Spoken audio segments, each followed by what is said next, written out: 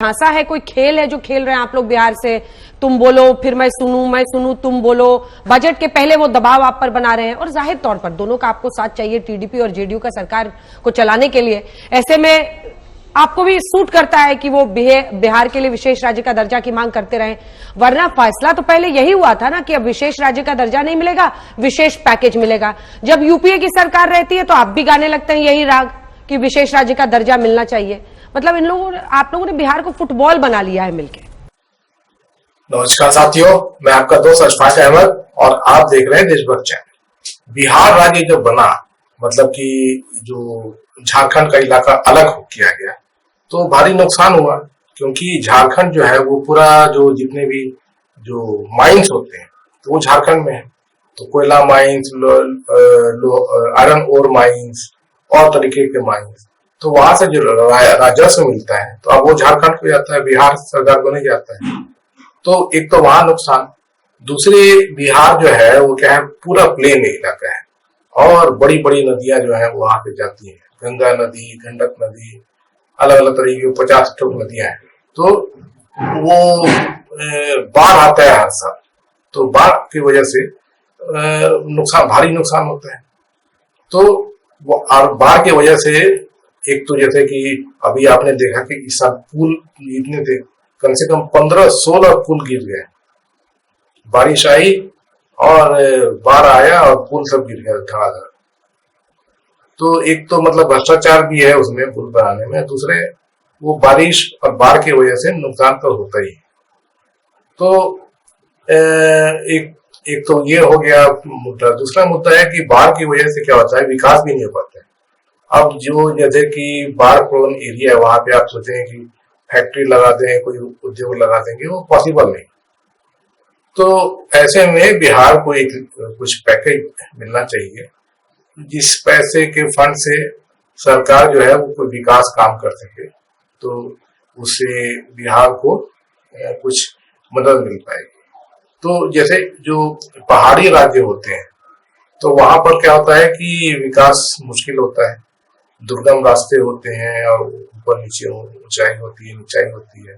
तो वहां पर कोई भी विकास कार्य करने के लिए पैसे ज्यादा लगते हैं, ज्यादा मेहनत करनी पड़ती है, तो इसलिए विकास होना मुश्किल होता है। तो सरकार उनको स्पेशल पैकेज देकर रखती है कि जैसे रोड बनाना है, तो जैसे कि मैदानी इलाके में आपको रोड बनाना है तो पर किलोमीटर जैसे 1 करोड़ रुपया का लागत आता होगा। पहाड़ में वही 1 किलोमीटर रोड बनाएंगे तो 2 करोड़ लग जाएगा।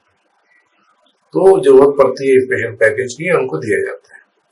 बिहार भी देखिए कि ये थोड़ा अलग राज्य है, जो बाढ़ की वजह से और वहां पर कोई राजस्व के ज्यादा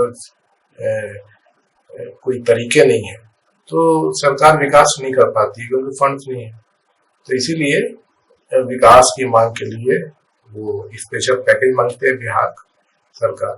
तो नीतीश कुमार तो आपने देखा है कि हमेशा ही वो पैकेज मांगते हैं, कोई भी सरकार हो, चाहे यूपीए सरकार थी, चाहे मोदी जी की सरकार है, वो मांगते हैं। लेकिन आज सब कुछ नहीं मिला बिहार को, तो बिहार को नुकसान है। तो अब ये जो मोदी सरकार बनी है, तो मोदी सरकार में नीतीश कुमार बहुत अहम रोल अदा करते हैं, क्योंकि अगर नीतीश कुमार पलटी मारे तो मोदी जी की सरकार गिर जाएगी, है ना। जो बहुमत है वो खत्म हो जाएगा मोदी जी का, और 272 चाहिए बहुमत के लिए लोकसभा में, वो हो नहीं पाएगा। तो ये अभी फिर से बहुत जोरों से मांग उठा रहे हैं नीतीश कुमार कि बिहार को स्पेशल पैकेज दिया जाए।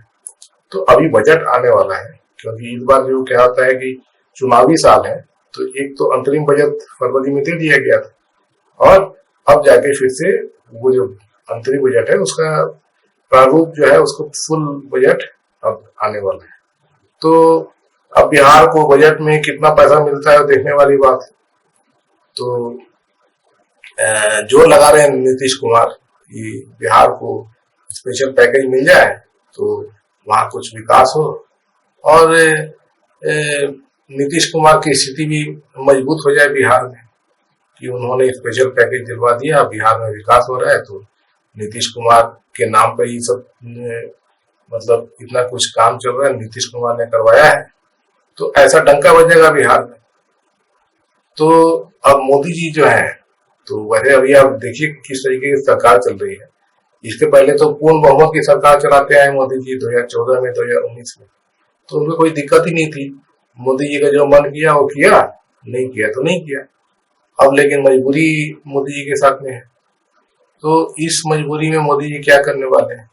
ऊपर से तो दिखा रहे हैं कि जैसे पहले चलते आए थे मोदी, वैसे ही चलेंगे कि नीट में इतना घोटाला हो गया, लेकिन कान में जू नहीं रेंग रहा है, कुछ कार्रवाई नहीं हो रही है नीट का। अग्निवीर का इतना हल्ला गुल्ला हो रहा है, लेकिन सरकार कुछ नहीं कर रही है। और भी जो मुद्दे हैं, तो उस पे मोदी जी एकदम जैसा पहले रवैया दिखा रहे थे वैसे दिखा रहे। और सरकार बनाने के भी जो कवायद हुई थी, तो नीतीश कुमार और उधर चंद्रबाबू नायडू, उनको मंत्रिमंडल में कुछ अच्छा मंत्री पद मिलना चाहिए था इनकी पार्टियों को, तो उनको कुछ नहीं मिला है। स्पीकर का भी ऐसे हल्ला हुआ था कि चंद्रबाबू नायडू बोल रहे थे कि हमारी पार्टी का स्पीकर बने लोकसभा का, तो वो भी नहीं हुआ।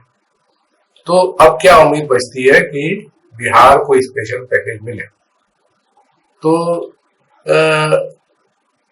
अगर न्याय की बात किया जाए तो बिहार को मिलना चाहिए, क्योंकि जो चीजें बिहार की है जो मैंने बताई, तो वो वहां लागू होती है। लेकिन अब बजट में वो अब क्या है कि आंध्र प्रदेश को भी पैकेज चाहिए बड़ा। वजह यह है कि जो हैदराबाद जो कैपिटल हुआ करता था, जो संपूर्ण आंध्र प्रदेश था, तो वो अब हैदराबाद जो है वो चला गया तेलंगाना में, तो नया राजधानी बनाना पड़ा आंध्रा के लिए, तो उसके लिए बजट चाहिए। और इसके लिए चंद्रबाबू नायडू भी अड़े हुए हैं कि उनको भी कोई बड़ा पैकेज मिले। तो अगर ये दोनों पैकेज अगर जोड़ दिया जाए तो इनकी लागत जो है, जो फूड सब्सिडी बिल है, जितना भी जो 5 किलो राशन मुफ्त में दिया जाता है, उससे ज्यादा हो जाएगा। तो इतना बड़ा कमिटमेंट मोदी जी तो नहीं कर पाएंगे, उनके बूते की बात नहीं है। तो अब देखना है कि कितना कर पाते हैं। अब सवाल है कि पूरा तो करेंगे नहीं, लेकिन क्योंकि पॉसिबल ही नहीं है, लेकिन कितना कर पाएंगे ये है।